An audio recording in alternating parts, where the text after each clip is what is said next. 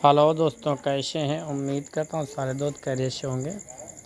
आज के इस वीडियो में हम बात करने वाले हैं जीएस के बारे में। गियर कंप्यूटर गाड़ी जो गर्म होने पे गियर जो छोड़ देती है और गियर नहीं पकड़ती है। तो जैसा कि देखेंगे हमारे भाई हमारे साथ जो है ट्रेनिंग लेने के आए हुए हैं, लेकिन इनको शर्म बहुत ही ज़्यादा आ रही है कैमरे के सामने। लेकिन ये जो है इनको हम ट्रेंड करेंगे और इनको जो है सॉफ्टवेयर और प्लस जो है वायरिंग डायग्राम वगैरह सारा काम हम गाड़ी के ऊपर सिखाने वाले हैं कि किस तरह से गाड़ी को डायग्नोसिस करना और क्या फॉल्ट आता है, कौन सा पार्ट चेंज करना है। तो आज इन्होंने गाड़ी को जो है डायग्नोसिस किया और C3 के साथ, जो कि C3 का सॉफ्टवेयर काफ़ी अच्छा रहता है।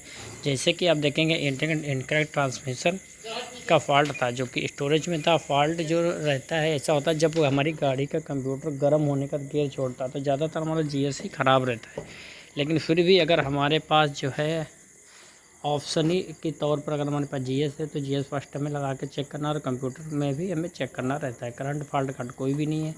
तो इसी के साथ ही जाएंगे इंजन के ऊपर जाके चेक करेंगे कि गाड़ी में क्या है, और उसमें GS जो है GS नया डाल के देखेंगे, यानी रिप्लेस करेंगे GS को।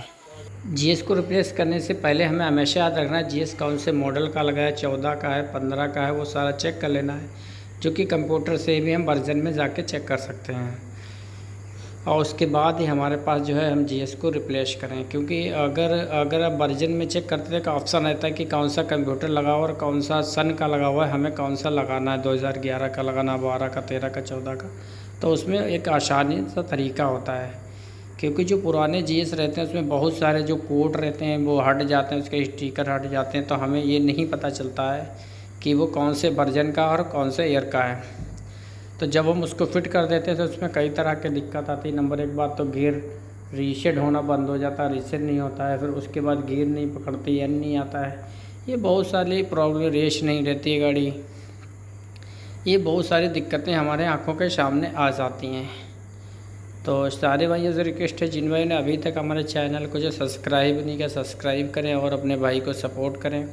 अगर किसी भी भाई को किसी भी तरह का कोई डायग्नोसिस टूल चाहिए, एक्सेंट्री चाहिए, डाश, मान, बाल्बो, स्कानिया, कैट, किसी भी तरह का हैवी ड्यूटी टूल चाहिए, उसकी ट्रेनिंग चाहिए, तो हमारे द्वारा ट्रेनिंग जद्दे के अंदर प्रोवाइड की जाती है, जो कि सऊदी अरब के अंदर है। और ये दोनों तरह से होती है, एक ऑफ़लाइन, ऑनलाइन।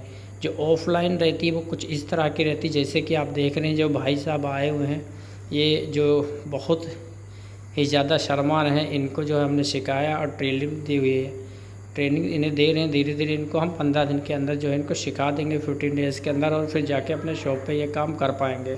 क्योंकि किसी भी तरह के ट्रेनिंग को अगर हम ऑनलाइन में या ऑफ़लाइन में सिखाते हैं, जब तक हम किसी भी गाड़ी के ऊपर काम करके नहीं दिखाएंगे तो बंदे को समझ नहीं आता किस तरह से हमें डायग्नोसिस टूल को कनेक्ट करना है और किस तरह से जो हमें रिप्लेस करना है, कैसे वायरिंग चेक करना है, कहाँ से शुरू करना है और कहाँ पे जाके ख़त्म करना है।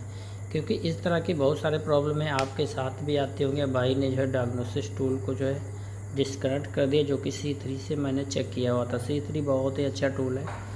अरे वही भाई जो है हमारे अब इसको GS को रिप्लेस कर रहे हैं, क्योंकि GS रिप्लेस का पूरा वीडियो नहीं बनाया हुआ है, क्योंकि वीडियो तो GS के बहुत सारे ऑलरेडी हमने अपलोड कर रखे हैं और आप हमारे चैनल पर देख भी सकते हैं। दोस्तों, आज के वीडियो में इतना ही। इंशाल्लाह जल्द मुलाकात होगी एक नए वीडियो के साथ।